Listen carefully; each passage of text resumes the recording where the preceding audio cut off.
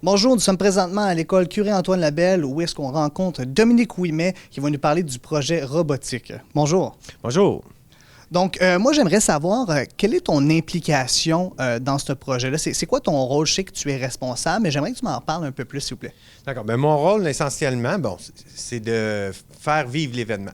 Alors, mon travail va consister, là, comme on dit souvent aux élèves, c'est d'ouvrir la porte, de permettre aux élèves de vivre l'activité. Nous, on va gérer un peu plus le financement, la gestion de la paperasse au niveau académique de l'école, c'est-à-dire pour les libérations, pour qu'ils puissent faire l'activité. S'assurer qu'on a les installations aussi pour faire le travail, parce que ça demande beaucoup de matériel là, pour faire de la robotique. Quand on a parti le projet, il y a 11 ans, on ne savait pas dans quoi on se lançait. Donc, ce qu'on a fait tranquillement, pas vite, c'est apprendre par essai-erreur. Puis on a appris, on a besoin d'une table pour travailler. Donc, on l'a construit. On a besoin d'imprimantes 3D. Donc, on est à apprendre comment faire les imprimantes 3D, les travailler, les manipuler, les coupeuses laser et tout ça. Donc, tranquillement, pas vite, avec l'évolution du projet, on apprend nous aussi, là, à travers tout ça, à mieux gérer, encadrer nos élèves. Et puis, ça nécessite clairement du développement de matériel pédagogique, là, même si ce n'est pas en classe, c'est quand même de l'apprentissage qu'on fait là. Oui, on met beaucoup de temps parce que ça demande du temps. Là, nous, on travaille tous les midis sur la robotique, mais là, un petit 45 minutes, là, c'est pas très long. Des fois, ça prend des bonnes journées complètes. Donc, pendant les pédagogiques, l'école nous laisse travailler ici avec nos élèves, mais des fois, là, comme là, la compétition approche, on n'est pas prêt. Ça nécessite des samedis, c'est sûr et certain.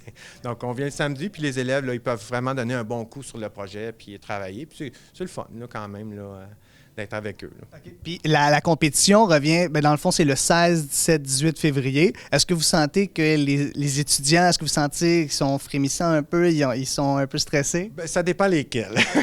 C'est sûr que notre ingénieur en chef, là, Nathan, là, si on veut, lui, il est très stressé parce qu'il sent beaucoup de pression. Notre pilote aussi va sentir de la pression parce qu'elle ne peut pas opérer le robot en ce moment. Mais il y a d'autres jeunes, lui, qui sont plus, ça va bien, puis on avance, on continue. Fait que c'est bien d'avoir ça un peu parce que les élèves plus stressés, les autres vont tirer un peu les autres par en haut, mais ceux qui sont un petit peu plus relax vont peut-être permettre de calmer ceux qui sont trop stressés. Donc, la dynamique de groupe, ça l'aide beaucoup parce que oui, moi, je suis stressé pour la compétition, mais c'est tranquillement, pas vite. Là. Les élèves, ils finissent par arriver à faire la tâche, mais c'est toujours dernière minute. Là. C'est comme ça. J'ai déjà été étudiant, je comprends le feeling un peu.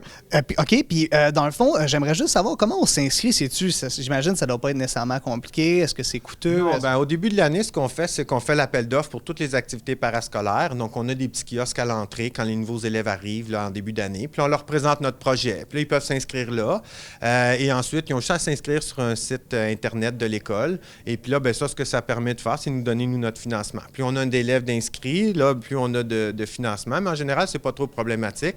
Et puis, on veut pas que ça soit payant pour les élèves parce qu'on veut pouvoir permettre aux élèves qui n'ont pas nécessairement les ressources monétaires, que ça ne soit pas une frontière à juste venir s'inscrire. Parce que souvent, on se fait poser la question, mais ça coûte-tu de l'argent? Non. Ah, OK.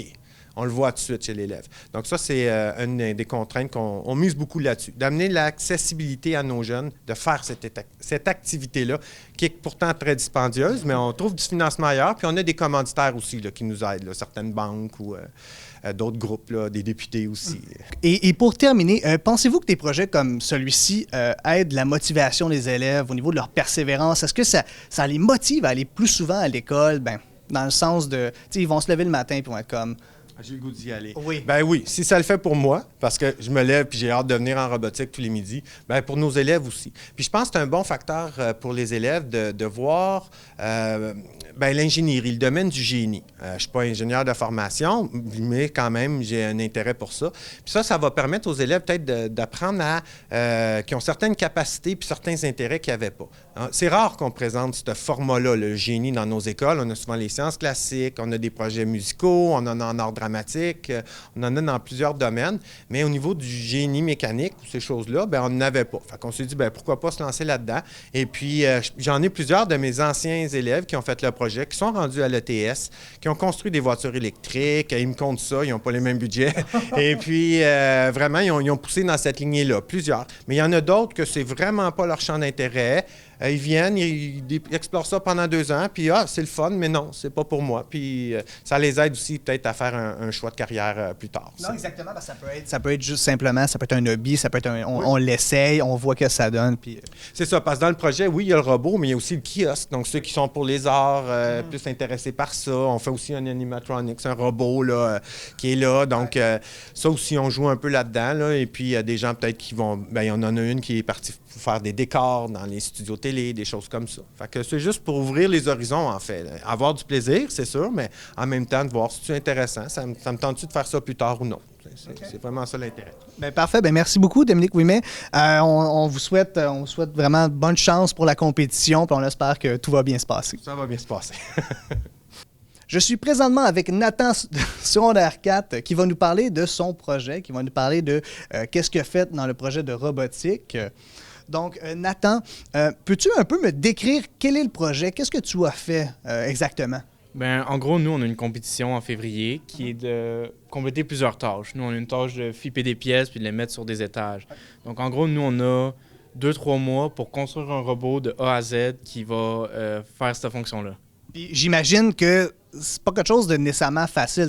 Là, je le regarde un peu. Écoute, moi, je comprends rien là-dedans. Ça a vraiment de l'air. C'est quoi qui a été le plus difficile à faire? Ben, le début, c'est toujours le début le plus compliqué parce que on a toutes ces idées, on a plein de designs, puis on veut aller vers un point commun qui est le robot fini. Donc, c'est toujours, on fait un design, on le construit, ça fonctionne pas, il faut trouver un nouveau design, le reconstruire. Fait que c'est toujours ce va-et-vient dans notre progression qui est vraiment compliqué de gérer tout ça. OK. Puis j'ai aussi entendu dire que la poulie a lâché, tout ça. Ça, c'est-tu quelque chose qui va vraiment vous... Est-ce que ça va vous... comment j'allais dire? Pas setback, mais est-ce que ça va vous faire reculer beaucoup? Est-ce que ça va être difficile de passer à travers ça? C'est pas vraiment une setback parce que on trouve des problèmes que... C'est mieux de les trouver avant la compétition que durant la compétition, les problèmes. Fait qu'on trouve des problèmes, comme là, la poulie qui a pété parce qu'on utilisait un matériau avec 3D print, donc on imprimait en 3D, mais c'est du plastique, donc c'est pas très résistant. Fait que ça nous a juste fait changer la poulie à du métal, qui est plus résistant, plus résilient. Donc on fait juste trouver des nouvelles solutions. C'est pas vraiment ralentir ou setback, parce que ça nous donne juste une meilleure idée de ce qu'on fait, puis on est plus sûr de notre résultat final. Il n'y a pas de problème, il y a juste des solutions. OK. Puis moi, j'aimerais savoir d'où vient ton intérêt pour la robotique, pour tout ça. Ça sort d'où? Mais il y a à peine un an, moi, je connaissais rien de tout ça. J'avais jamais touché à ça. Puis là, c'est un ami qui m'a dit qu'il y avait un robotique à midi. Fait que, tu sais, un parascolaire de robotique, je me dis, ben, pourquoi pas? Je suis nouveau à l'école, j'ai pas d'amis, je vais venir ici.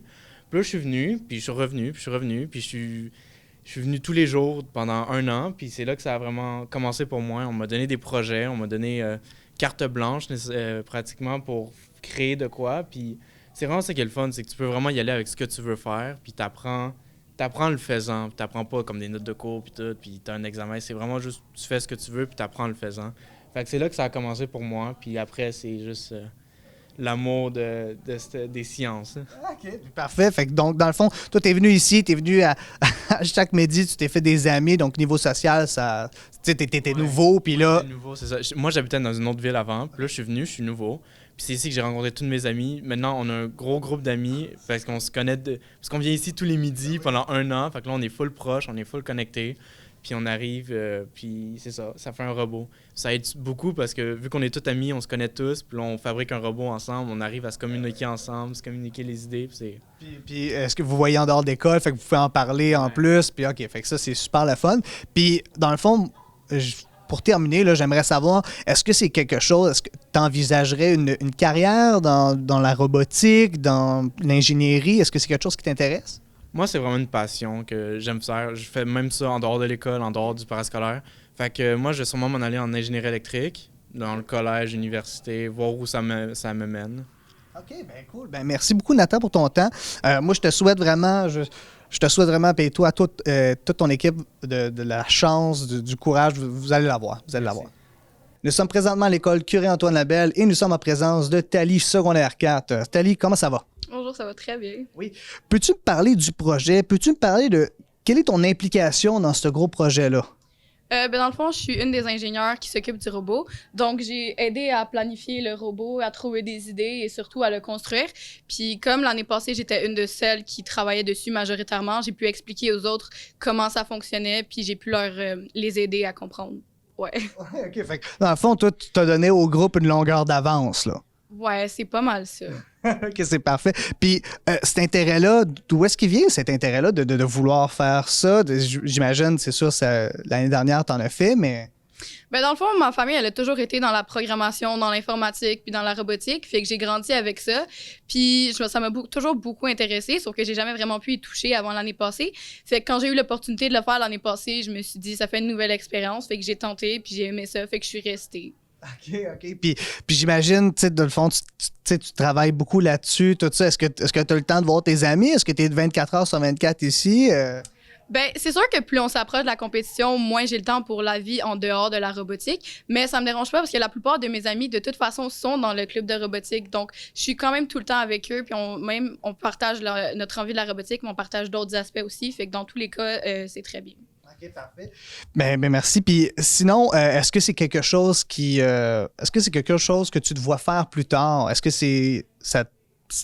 tu vas en manger ou c'est vraiment juste une passion? J'aime faire ça ou c'est...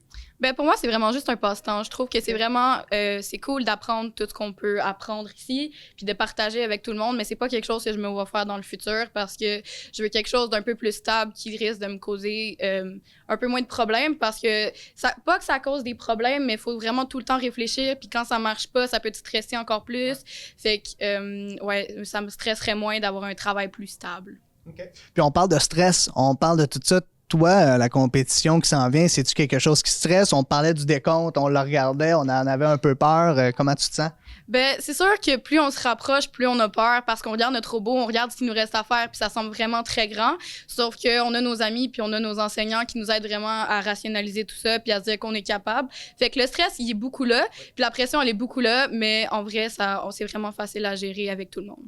Ben merci beaucoup, Thalie. On voit que vous êtes super bien entourés. À ne pas oublier, le 16, 17, 18 février, la compétition de robotique à l'école Cure-Antoine Labelle. Ici, Tommy Bélanger pour MaTV Laval.